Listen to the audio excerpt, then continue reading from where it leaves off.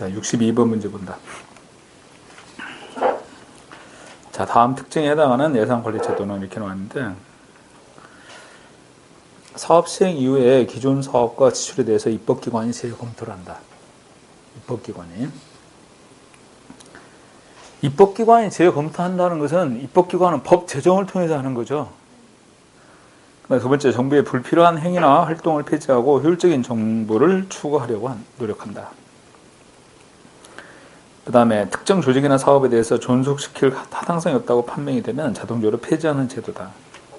네 번째, 매 회계연도마다 반복되는 예산 과정에서 비교적 독립적으로 진행할 수 있다. 이렇게 표현했는데, 지금 여기 입법기관이 시행하는 것이기 때문에 법과 연관돼서 나타나는 일몰법에 관한 거예요. 오케이? 그래서 일몰제 이렇게 표현했지만 이것은 일몰법에 해당되는 내용입니다. 그래서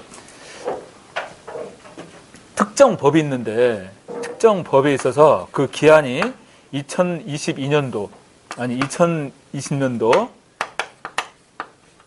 12월 31일까지예요. 기한이. 근데 여야 합의에 의해서 이게 연장이 안 되면 자동적으로 어때요? 이것을 시점으로 해서 이 시점으로서 자동적으로 폐지되는 거죠. 이게 일몰제예요. 오케이? 이 내용이. 그래서 일몰제하고 연관되는 제도가 바로 뭐냐면 연기준입니다. 연기준하고 일몰제의 공통점이 뭐냐면 둘 다 감축이에요. 근데 연기준은 예산제도이기 때문에 행정부에서 하는 것이고 일몰제는 법과 연관되는 것이기 때문에 입법부에서 하는 것입니다. 아까. 근데 연기준하고 일몰제의 공통된 특징은 감축관리의 제도에 해당된다. 감축관리의 제도입니다. 이 내용들은. 자, 62번은 3번을 나타내고 있다. 63번. 연기준 예산제도의 장점을 옳지 않은 거예요. 1번. 국방비, 공무원 보수, 교육비와 같은 경직성 경비가 많다면 연기준 예산제도의 효용이 커지게 된다. 2번. 최고관리자는 각 기관의 업무 수행에 대해서 보다 상세한 자료를 입수할 수 있다. 3번. 예산 과정에 대한 관리자 및 실무자의 참여를 촉진한다. 4번. 전년도 답습주의로 인해서 재정의 경직성을 완화할 수 있다.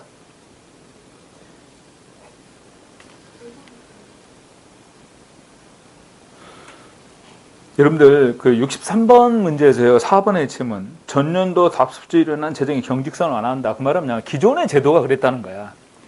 기존의 제도는 일반적으로 전년도 답습주의를 바탕으로 하기 때문에 재정 운영에서 굉장히 경직성을 띠잖아요. 기존에 해왔던 부분의 사업들은 예산을 그대로 반영해야 되니까.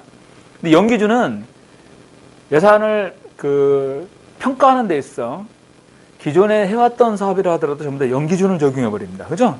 그러니까 이런 전년도 답습주의로 인한 재정의 경직성을 완화할 수 있다. 이렇게 표현할 수 있는 거지. 4번 질문 맞는 표현입니다. 오케이? 연기준은 감축관리에 관한 것이라고 하는데 보세요. 경직성 경비가 있습니다. 이 경직성 경비란 대표적인 것이 어떤 거냐면 국방비, 우리로 본다면 국방비, 그 다음에 사회복지 부분에 들어가는 예산들이 있죠. 노인들의 기초연금 이런 것들처럼. 그래서 경직성 경비라는 것은 고정되어 있는 경비를 의미하는 것입니다. 그리고 그래서 기관 유지비랄지 인건비랄지 방금 얘기했던 사회복지 부분의 지출이랄지 이런 부분들이 경직성 경비인데 이 부분이요 거의 우리나라 전체 예산 가운데 한 90% 정도 된다고 그래요. 경직성 경비가. 그러면 연기준을 적용할 수 있는 부분은 몇 퍼센트?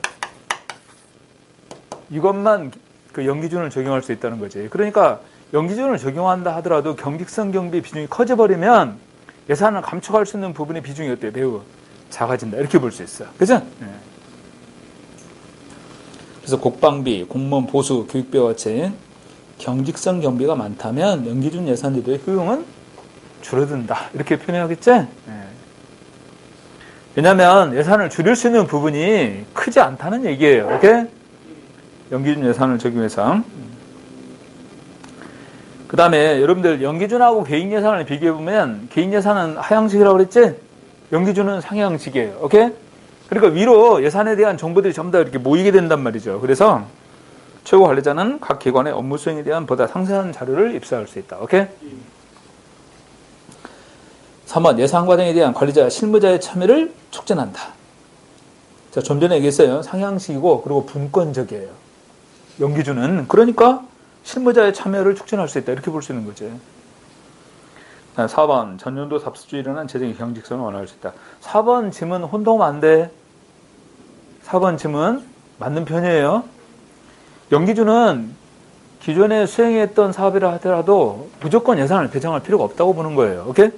그래서 전년도 답수주의를 타파하게 됩니다. 연기준에 있어는. 자, 63번에서 거리가 있는 것은 1번이다. 오케이? 자, 개인예산하고 연기준 비교하는 데 있어. 개인예산은 개방체제, 폐쇄체제. 개인예산은 개방체제고 연기준은 폐쇄체제 입장이에요. 오케이? 혼동은 안 돼. 그 다음에 개인예산은 장기적인 관점이죠.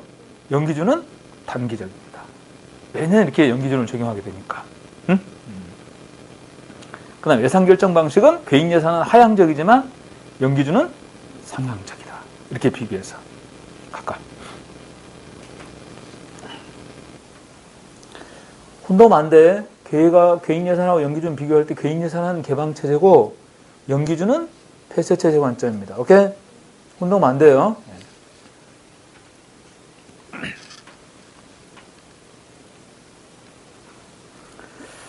자, 64번.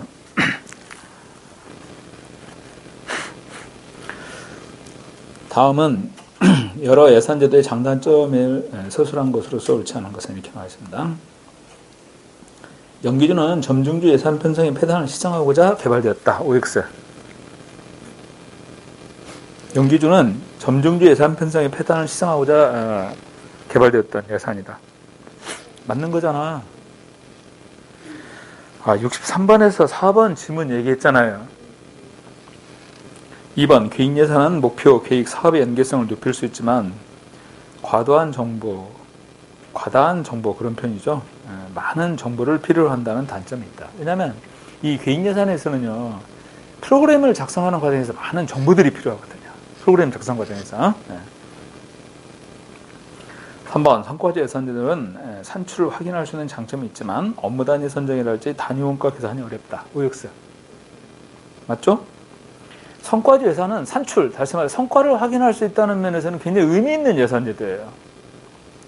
그렇지만 업무 단위를 선정하거나 단위 원가를 도출하는 거 이런 것들이 쉽지가 않다는 얘기지. 그치? 그래서 이 성과제 예산의 문제점으로 지적되는 부분들입니다. 오케이? 4번 품목별 예산은 지출 항목을 엄격히 분류하기 때문에 사업 성과와 정보 생산성을 정확하게 평가할 수 있다. 아까 얘기했던 것처럼 이 품목별은 각 부분의 예산을 얼마만큼 투입한다는 것만 나와 있지. 그 투입에 따른 성과나 산출은 파악이 안 되는 거예요. 오케이? 그래서 64번에서 4번은 거리가 있습니다. 4번 내용은 지출 항목을 엄격히 분류한다. 이 표현은 맞죠? 이 표현은 맞는데 사업의 성과랄지 정보 생산성을 정확하게 평가할 수 있다는 표현은 적절한 표현이 아닙니다. 이것은.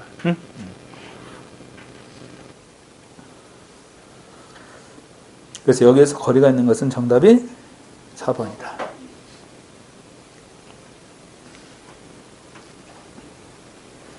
여러분들 64번 문제 같은 경우는 좀 챙겨놨다가 이렇게 확인하세요. 각 예산제도의 장단점에 대한 것들 쭉 이렇게 정리되어 있으니까. 자, 65번. 개인 예산하고 연기준의 설명으로서 옳지 않은 것은 이렇게 나왔는데 1번 PPBS는 계획과 예산을 통합적 개념으로 이해하는 제도로 예산의 단년도주의를 극복하고자 하는 것이다. 맞나요? 계획과 예산을 통합적 개념으로 이해하려는 예산제도. 여러분들 계획은 보통 5년이죠. 국가 계획에. 그 계획의 중기적 관점의 계획에 맞춰서 예산을 짠다는 거죠. 그러니까 일반적인 예산은 1년인데 그러한 예산의 단년도주의를 극복할 수 있는 제도가 바로 개인 예산이라는 거예요. 맞는 표현이잖아. 두 번째, PPBS는 수립된 계획에 대한 상황 변화적 대응이 적시 이루어지지 못할 경우에 예산 배분의 합리성이 저해될 수 있다. 아까 PPBS는 개방체제적 관점이라고 그랬죠. 그런데 상황 변화적 대응이 적시 이루어지지 못할 경우는 예산 배분의 합리성이 저해될 수 있다. 지금 여기 표현하고 있는 것처럼 상황 변화에 대응이 적시에 이루지 못한다면 나중에 예산을 집행한다 하더라도 효과가 없을 수도 있죠. 이렇게 되면. 그죠? 3번 연기준은 총체주의 예산결정 방식에 기반해서 자원의 효율적 배분을 도움하는 것을 말한다. 맞죠? 4번 PPPS에 비해서 연기준은 하향적 의사결정 방식을 취하고 있다. 반대로 표현됐습니다. 하향적 의사결정은 PPS 예산제도죠. 그죠? 그리고 아까 얘기했던 것처럼 개인 예산은 장기적이고 연기준은 단기적입니다. 그 다음에 PPPS는 개방체제의 관점이고 연기준은 폐쇄체제의 관점이에요. 각각. 이렇게 비교해서 정리할 수 있다. 여기서. 자, 65번에서 정답 몇 번? 4번이 되어야겠죠. 여러분 아까 예산제도 이렇게 쭉 정리했을 때 예산 결정 방식이 PPS는 하향적이라고 그랬어요. 하향적이라는 것은 직권적이라고 그랬어요. 그게 초점이 돼서 시험 문제 출제가 많이 돼요. 그 부분이 초점이 돼서. 그래서 그건 꼭 기억해둬야 돼요. 자, 66번. 예산제도 유형의 설명에서 옳지 않은 거. 1번 품목별은 예산 집행에 대한 회계 책임을 명백히 하고 경비 사용을 엄격하게 통제하고 있다. 맞죠? 두 번째, 개인 예산의 주요한 관심 대상은 사업의 목표이나 투입 산출에도 관심을 두게 된다. 투입과 산출 이런 부분도. 투입과 산출에 관심을 둔다라는 얘기는 바로 비용 편익 분석이 이루어진다는 얘기예요. 비용 편익 분석이. 3번 목표관리 예산제도의 도입 취지는 불효불급한 지출을 억제하고 감축관리를 지향하는 데 있다.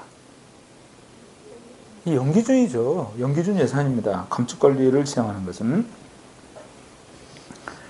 4번 성과제 예산제도에서는 국민과 의회가 정부의 사업 내용과 목적을 이해하는 데 편리하다. 국민과 의회가 정부의 사업 내용과 목적을 이해하는 데 편리하다. 맞습니다.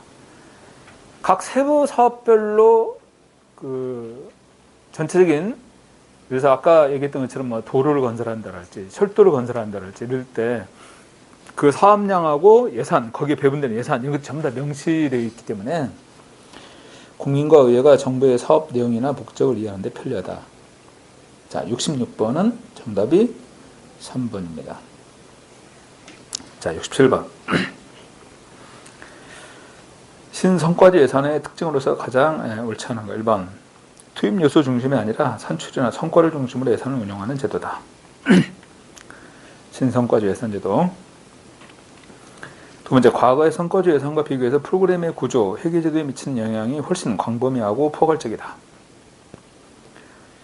여러분들, 과거의 성과주의는 성과 관리라고 그랬지? 신성과주의는 뭐라고 표현했어요? 성과를 제고시킨다고 그랬어요. 그래서 성과를 관리하는 경우에 있어 이러한 회계제도의 개편 이런 것들이 굉장히 중요했거든요. 그래서 프로그램 구조랄지 회계제도에 미치는 영향이 훨씬 광범위하고 포괄적으로 이루어졌던 것은 과거의 성과주의 예산에서 나타난 특징입니다. 이 내용은 과거의 성과주의 예산에서는 바로 성과 관리를 위해서 이런 것들이 필요했다는 얘기지. 그죠?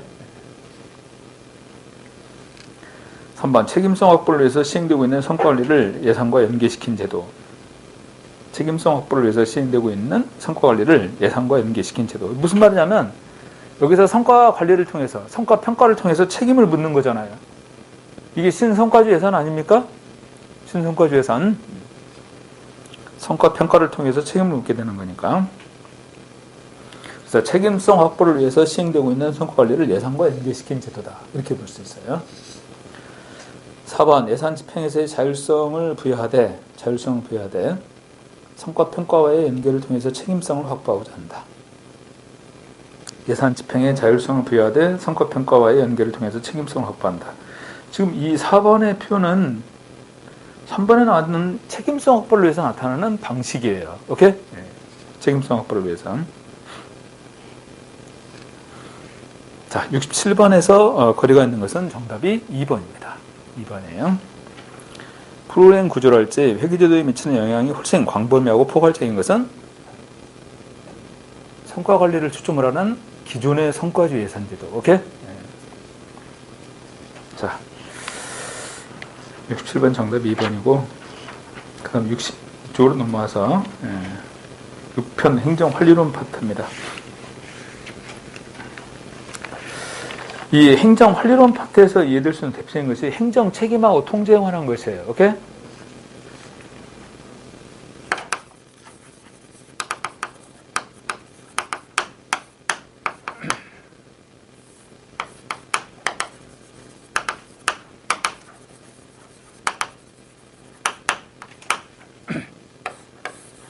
그래서 행정 책임을 확보하기 위한 것이 바로 행정 통제에 관한 겁니다. 행정 책임 확보를 위한 것이. 그리고 이 행정 통제에는 외부 통제가 하나 있고, 외부 통제, 이 밖에서 이렇게 통제하는 거예요. 그 다음에 내부에서 이렇게 통제하는 것이 있고, 행정 통제 유형에 보면. 자, 20세기, 특히 이제 1930년대 이후에 이제 행정 국가화되기 시작합니다. 1930년대 이후에. 그러면 행정 국가화 이후에 강조되는 통제는 외부 통제다, 내부 통제다. 행정 국가화 이후에. 행정 국가화 되면 행정이 전문화되죠. 행정권과 행정 기능이 확대 강화되죠. 재량권도 어때요? 더 커지잖아. 그러면 외부에서 통제하기가 어려워지잖아요. 행정 국가화되면서 강조되는 통제는 내부 통제. 내부 통제입니다. 그 표현은 기억해둬야 될 표현이야.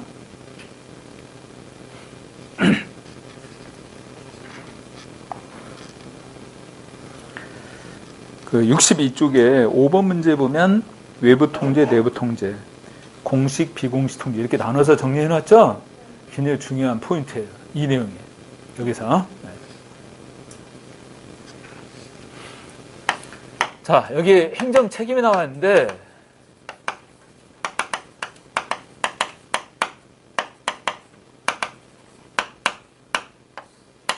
공무원이 직무를 수행하는 데 있어서, 외적인 측면과 내적인 측면. 외적 기준이라고 하는 것은 어떤 거냐면, 국민의 요구와 기대.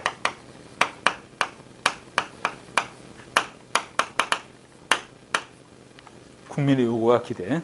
그 다음에 공익. 이러한 기준. 내적 기준에 관한 부분은 관계 법령.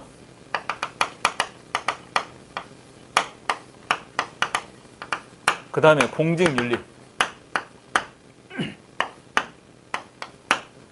이러한 외적, 내적 기준. 이러한 기준에 따라서 직무를 수행해야 되는 것. 이러한 기준에 따라 직무를 수행해야 되는 거. 이게 여기서 지금 표현하고 있는 행정 책임에 관한 겁니다. 직무 수행에 있어 이러한 기준에 따라서 직무를 수행해야 될 의무. 이걸 얘기하고 있어요.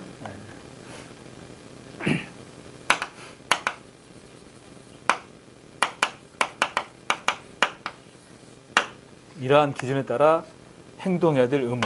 이거를 행정 책임이라고 표현한다.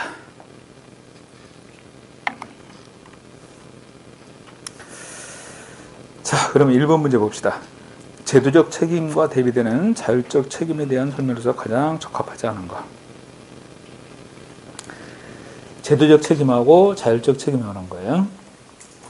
1번. 전문가로서 직업윤리, 책임감에 기초해서 적극적이고 자발적 재량을 발휘해서 확보되는 책임. 이건 뭘까? 전문가로서의 직업윤리, 책임감에 기초해서 적극적이고 자발적인 재량을 발휘해 확보하는 책임. 제도적 책임, 자율적 책임. 자율적 책임이죠, 이게. 응? 공무원 스스로의 자율적 책임이란 말이죠. 두 번째, 객관적으로 기준을 확정하기 곤란하기 때문에 내면의 가치와 기준에 따르는 것. 객관적인 기준이 있다면 그 기준에 따르는 것은 제도적 책임에 관한 거죠. 제도에서 명시하고 있는 것은 객관적 기준이잖아. 그리고 그런 부분은 제도적 책임이란 말이에요. 근데 이러한 객관적으로 기준을 확정하기 곤란하기 때문에 내면의 가치와 기준에 따른다 그러면 자율적 책임이지. 세 번째, 국민들의 요구, 기대를 정확하게 인식해서 이에 능동적으로 대응하는 것. 이것도 자율적 책임이에요. 아셨어요? 국민의 요구와 기대를 정확하게 인식해서 이에 능동적으로 대응하는 것.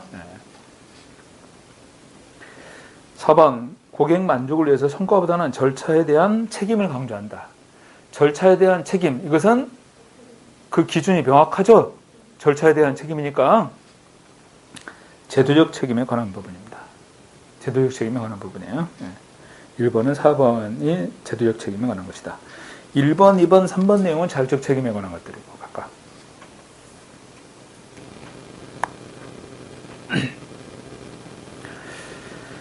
자, 그 다음 두 번째 보면 행정윤리의 설명으로서 옳지 않은 거. 1번 제도적 책임이라는 것은 공무원이 전문가로서의 직업윤리, 그 다음에 책임감에 기초해서 자발적인 재량을 발휘해 확보하는 행정책임을 의미한다. 뭐야 이건? 이건 자율적 책임이죠.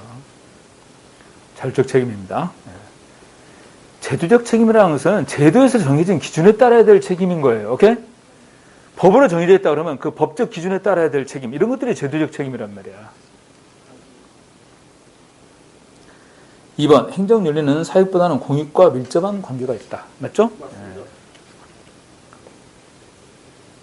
지금 수업 시간에 계속 핸드폰 가지고 계속 뭐 연락하고 하는 모양인데 핸드폰 집어넣으세요. 빨리.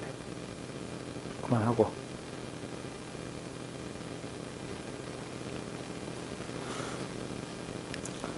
그 다음 3번 결과주의에 근거한 윤리평가는 사후적인 것이기 때문에 문제 해결보다는 행위 혹은 결과에 대한 처벌에 중점을 두고 있다. 결과주의에 근거한 윤리적 평가라고 하는 것은 사후적인 것이기 때문에 문제 해결보다는 행위 혹은 결과에 대한 처벌에 중점을 두는 것이다. 4번 공무원 부패의 원인을 사회문화적 접근으로 보는 관점에서는 특정한 지배적 관습이나 경험적 습성이 부패를 조장한다는 입장이다. 맞죠? 그럼 이 경우 부패는 종속변수다, 독립변수다? 종속변수예요. 사회문화적인 여건, 그거에 따른 종속변수가 됩니다. 부패는 종속변수다. 2번에서 거리가 있는 것은 몇 번? 1번이죠. 1번이에요.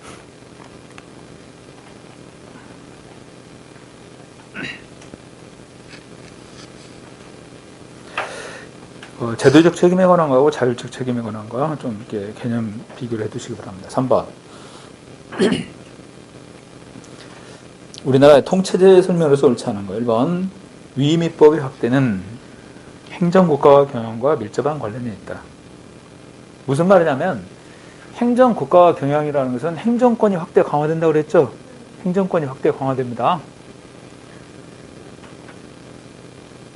또 행정기능의 확대도 마찬가지인데 그러다 보니까 입법부에서 이 모든 것들을 행정의 활동에 대한 모든 것들을 다 법으로 제정하고 규정하기가 한계가 있어요. 그렇죠? 그리고 행정의 전문성이 요하는 그런 부분들이 굉장히 많잖아요. 그런 부분들에 맞춰가지고 입법부에서 법 제정하고 여건 변화에 따라 법을 개정하고 이렇게 신속하게 대응하기 어렵단 말이야.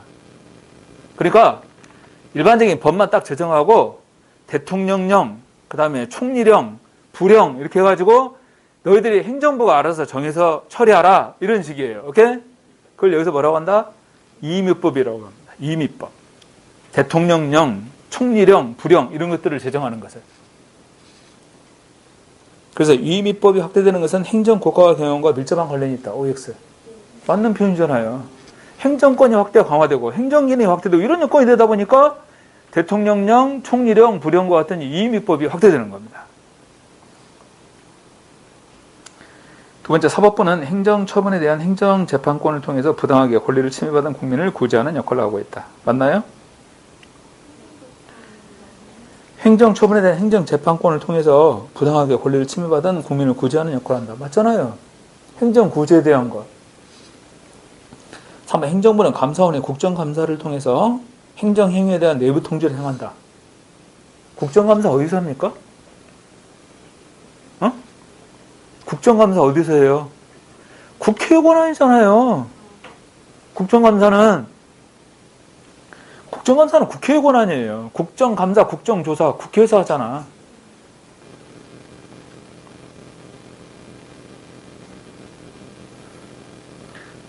행정부에서 이루어지는 행정부 감사원에서 하는 것은 물론 감사 기능이지만 국정감사하고는 거리가 있죠. 그죠? 4번 입법부는 국정에 관한 다양한 법률 제정권을 활용해서 행정부를 견제하고 있다. 맞죠? 3번이 거리가 있습니다. 국정감사, 국정조사 전부 다 국회의 권한이에요. 전에 여러분들 이번에 저 사회 선택에서 시험 보는 학생들 있지? 사회 시간에 이거 나오잖아? 그렇잖아요. 국정감사, 국정조사, 국회 권한 해가지고 나오잖아. 헌법에 나와 있는 내용들이잖아요, 전부 다.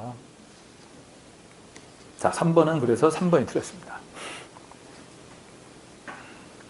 그 다음에 4번. 행정 통제에 대한 설명에서 가장 옳지 않은 거. 1번 행정 권한의 강화, 그 다음에 행정 재량권의 확대가 두드러지면서 행정 책임 확보의 수단으로서 행정 통제의 중요성이 커지고 있다. 두 번째, 의회는 국가의 예산을 심의하고 승인하거나 혹은 지출을 금지하거나 제한하는 등의 수치를 통해서 행정부를 통제한다. 행정부를 견제하고 통제하는 가장 대표적인 부분은 바로 입법부예요. 국회에서 이제 견제를 하는 거죠. 굉장히 권한도 다양합니다. 그 첫 번째가 아까 얘기했던 국정감사, 국정조사 이런 것들이에요. 그 다음에 여러분들 뭐 국무총리랄지 감사원장 임명할 때 전부 다 국회에 동의로 들어가고 있죠. 그 다음에 장관들 임명할 때 어때요? 국회에서 전부 다 청문회 하잖아요. 또 법 제정을 통해서 하고 또 예산 심의하죠. 굉장히 그 권한이 다양합니다. 입법부의 권한들이. 3번 행정이 전문성과 복잡성을 띠게 된 현대 행정국가 시대는 내부 통제보다 외부 통제가 점차 강조되고 있다. 응? 내부 통제가 강화된다는 거야. 행정이 전문화되고 재량권이 확대되니까 외부에 통제하기가 어렵잖아요. 외부에 통제하기가 어렵단 말이야. 그래서 내부 통제가 보다 더 강조된다는 얘기예요. 아니 세상에 아까 처음에 이거 설명할 때 나왔던 거잖아. 행정국가화 되면서 강조되는 통제는 내부 통제가 강조된다. 응? 4번 일반 국민에는 선거권이나 국민 투표권의 행사를 통해서 행정을 간접적으로 통제하는 것이다. 왜냐? 대통령 뽑지 않습니까? 대통령. 만약에 이제 평가하겠죠. 이번에 여당의 민주당의 대통령 후보였던 지금 현 대통령이 통치를 잘못했다. 그런다면 다음 선거에서 야당 후보를 지지할 거 아니겠어요. 그죠? 선거권이나 국민투표권의 행사를 통해서 행정을 간접적으로 통제하는 것이다. 국민투표권은요, 대표적인 것이 어떤 거냐면 헌법 개정 같은 경우가 국민투표권 행사죠. 그죠? 선거는 대표를 뽑는 거고 투표는 국민의 의사를 물어보는 거예요. 선거는 대표를 뽑는 거고 투표는 국민의 의사를 물어보는 겁니다. 각각. 자, 4번에서 옳지 않은 건 몇 번?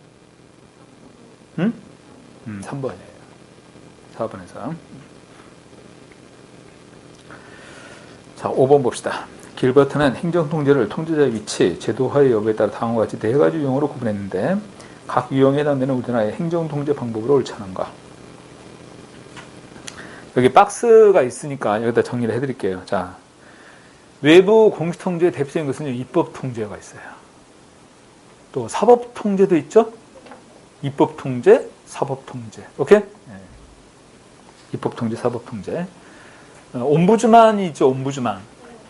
옴부즈만은 원래 스웨덴에서 시작될 때 입법부 소속입니다. 그러니까 원래 옴부즈만 제도는 외부 공식통제에 속하는 거죠. 우리나라의 옴부즈만 제도는 뭐가 있다고 그랬어? 국민권익위원회가 있죠? 국민권익위원회 어디 소속입니까? 국무총리 소속이기 때문에 우리는 내부 공식통제에 속합니다. 오케이? 원래 옴부즈만은 외부 공식통제지만 우리나라의 옴부즈만인 국민권익위원회는 국무총리 소속이기 때문에 내부 공식통제에 속한다. 오케이?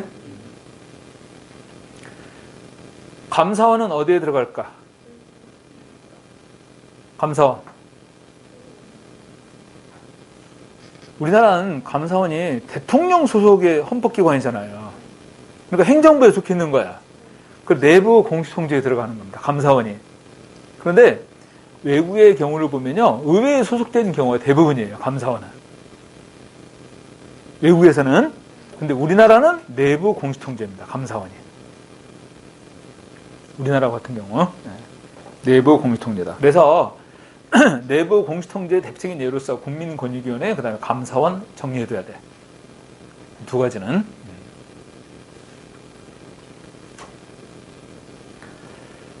검찰청 어디에 들어갈까? 내부 공시통제, 외부 공시통제. 어? 검찰청 어디 소속이에요? 법무부 소속이죠? 그럼 법무부 소속이면 어디에 들어가야겠어? 행정부에 속해 있는 거예요. 사법부에 속해 있는 게 아니야. 검찰청은 사법부 소속이 아니라 행정부 소속이기 때문에 내부 공시통제에 들어갑니다. 오케이? 검찰청 안 적어도 돼? 적어야지. 검찰청 내부 공시통제에 포함이 된다. 오케이? 자, 그 다음에 외부 비공시통제에 들어가는 것들은 이런 것들이에요. 언론, 그 다음에 정당, 그 다음에 시민사회단체. 이런 경우들이 외부 공시통제, 아니, 외부 비공시통제에 속하는 것들이죠. 언론, 정당, 그 다음에 시민사회단체. 그러면 내부 비공시통제에 들어가는 것은 어떤 것들이 있느냐? 대표관료제. 그 다음에 공무원단체. 그 다음에 공직윤리에 관한 겁니다. 대표관료제, 공무원단체, 공직윤리에 관한 부분들. 이런 부분들은 내부 비공시통제에 속한다. 꼭 기억할 것, 정당은 국가기관에 해당되는 것이 아니기 때문에 이것은 외부 비공시통제에 해당합니다. 오케이? 정당인가 한 것은. 자, 구분에 정리해 둔다.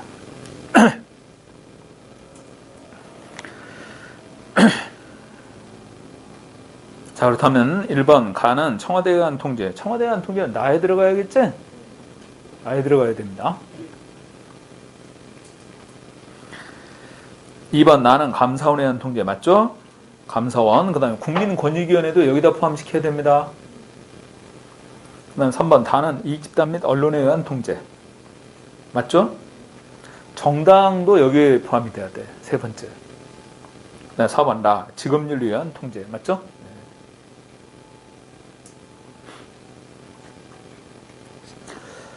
그래서 이렇게 5번과 같이 박스 이렇게 제시하고 문제를 이렇게 출제를 합니다. 근데 문제 출제할 때 4번에 나와 있는 지문 3번 현대 행정국가 시대에는 이게 내부 통제하고 외부 통제 비교할 때 내부 통제가 보다 더 강조된다. 이런 얘기 했단 말이야. 그런 지문도 집어넣을 수 있겠죠. 여기다가. 그죠? 네. 자, 같이 이렇게 연결해서 챙긴다. 자, 5번 정답 몇 번입니까? 1번이 정답이겠죠. 네. 자, 6번. 자, 우리나라 행정통제 설명에서 옳은 거. 1번. 행정기관 및 공무원 직무에 관한 감찰을 하기 위해서 대통령 소속하에 감사원을 두고 있다. 감사원은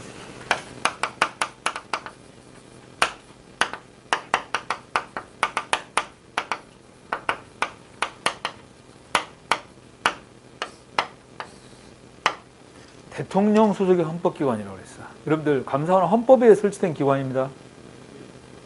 그래서 예를 들어서 감사원의 소속을 변경한다 할지 기후 개편하려면 헌법 개정을 해야 돼요. 감사원은 헌법에 설치된 거라고. 감사원은 단독제 기관이다, 합의제 기관이다. 합의제 기관입니다. 혼동하면 안 돼요. 합의제 기관이에요. 그래서 복수의 감사위원으로 구성되어 있어요. 합의제 기관입니다. 감사원의 대표적인 권한은 뭐가 있느냐?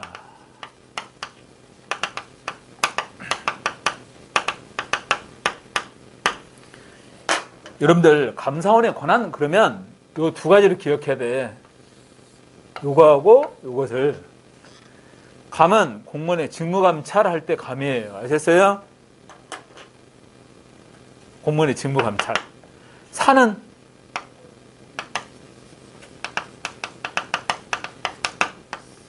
회계검사. 회계검사. 응? 자, 감사원이 어디 소속이라고? 행정부 소속이기 때문에 공무원의 직무감찰 그러면 행정부 소속 공무원에 대한 직무감찰입니다. 아셨어요?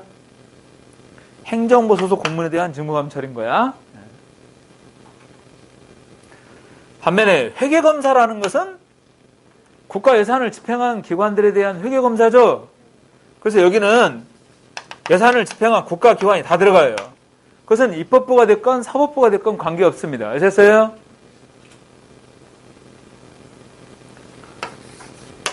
감사원, 공무원의 직무감찰, 행정부 소속 공무원.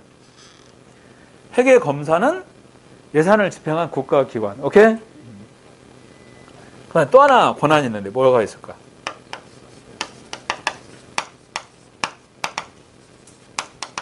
결산 확인. 결산한 거 확인하는 거. 결산을 심사하는 곳은 어디야?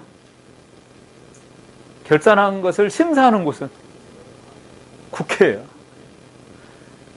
이것을 국회에 제출하면 국회에서 결산한 것을 심사합니다. 오케이? 그 국회 결산 심사가 끝나면 다 끝나잖아요. 이게 감사원 권한들이에요. 응?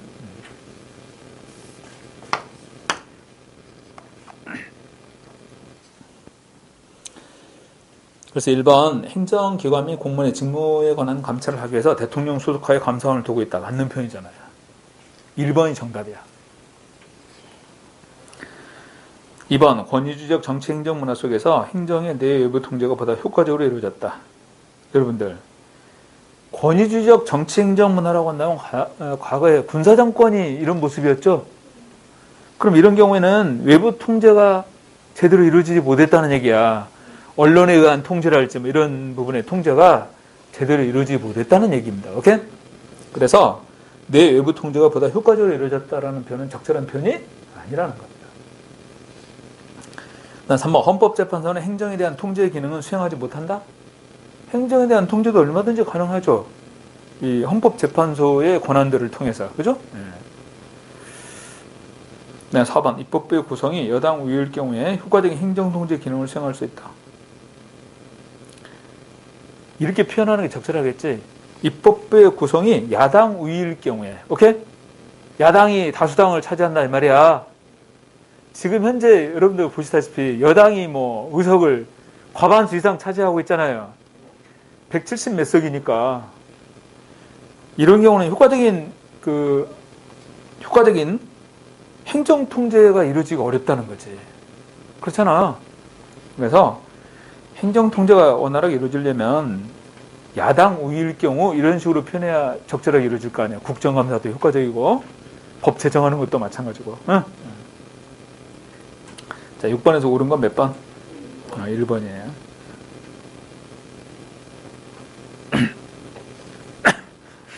자, 7번. 행정 책임하고 통제에 대한 설명에서 옳은 것은 1번.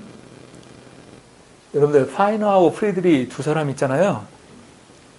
파이너는 외주적 책임을 강조했던 인물이고 프리드리는 내재적 책임을 강조한 인물입니다. 각각.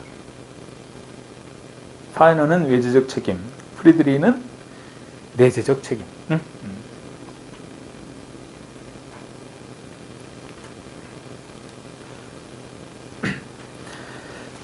파이너는 행정의 적적 이미지를 전제로 전문가로서의 관료의 기능적 책임을 강조하는 책임론을 제시했다.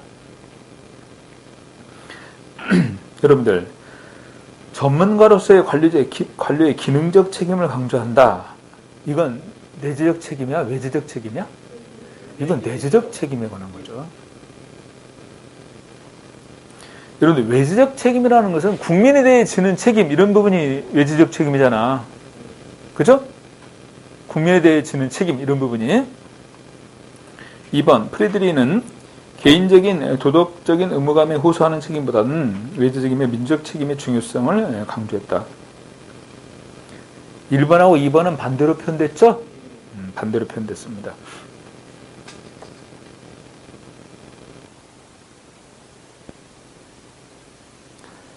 파이너는 외재적 책임이고 프리드리는 내재적 책임. 구분해 둔다.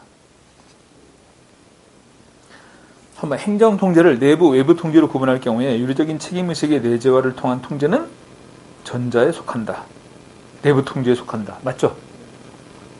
윤리적인 책임의식의 내재화를 통한 통제, 내부 통제. 예. 외부 통제라는 것은 입법부에 의한 통제, 사법부에 의한 통제, 언론에 의한 통제, 이런 부분들이 외부 통제라고 볼 수 있는 것들이잖아. 그죠?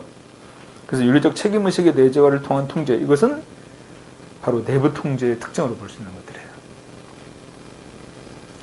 4번, 옴부즈만제도를 의회형하고 행정부형으로 구분할 경우에 국민권익위원회 구축민원 처리 제도는 전자에 속한다. 자, 국민권익위원회는 어디 소속이다? 국무총리 소속의 법률기관입니다. 오케이? 국민권익위원회는 국무총리 소속의 법률기관이야. 그러니까 법에 의해서 제정된, 만들어진 기관이에요. 국무총리 소속의 법률기관. 아까 감사원은 뭐라고 그랬어? 대통령 소속의 헌법기관이라고 그랬습니다. 응? 그래서 이 옴부즈만 제도를 의회형하고 행정부형으로 구분하는데 우리나라의 국민권익위원회는 행정부형입니다. 오케이? 의회형이 아니라. 근데 외국은 의회형의 형태가 많아요. 특히 유럽 쪽에서는. 근데 우리나라 같은 경우는 행정부형에 속한다. 아까 감사원도 그랬죠? 감사원 같은 경우도 외국 같은 경우는 의회형의 형태들이 일반적입니다. 근데 우리나라 같은 경우는 이제 대통령 소속의 헌법기관 이렇게 만들어져 있어요. 그러니 과거에 이제 헌법 제정에서 이렇게 됐는데 대통령 소속으로 두면 행정기관들 통제하기가 효과적일 거 아니야. 그러니까 이렇게 만들어 놓은 겁니다. 응? 전에는 이게 가끔 시험에 나왔어요. 왜냐하면 외국 유학 갔다 온 교수들이 문제 출제하면서 외국에는 이제 의회로 속해 있는 경우가 많으니까 이렇게 이거 출제하면 헷갈릴 수 있겠다 싶어갖고 출제를 하지만 우리는 외국에 유학 안 갔으니까 전혀 헷갈릴 필요가 없죠. 그죠? 자, 이것도 그 대통령 소속의 헌법기관으로서 행정부에 속해 있는 것이고 국민권익위원회도 마찬가지입니다. 그것은. 자, 7번의 정답 몇 번? 3번이에요. 그리고 하나 더 챙길 것은 파이너는 외제적 책임, 프리드리는 내재적 책임, 이렇게 각각 비교됩니다. 그러니까 보통 19세기에는 입법국가 시대는 외제적 책임을 많이 강조했겠지. 근데 20세기 행정국가로 들어오면 내재적 책임을 많이 강조하는 것입니다. 오케이? 봐봐. 자, 비교해 정리해둔다. 자, 그러면 잠깐 쉬었다가 그 옴부즈만하고 국민권익위원회 이거 비교하겠습니다. 옴부즈만하고 국민권익위원회.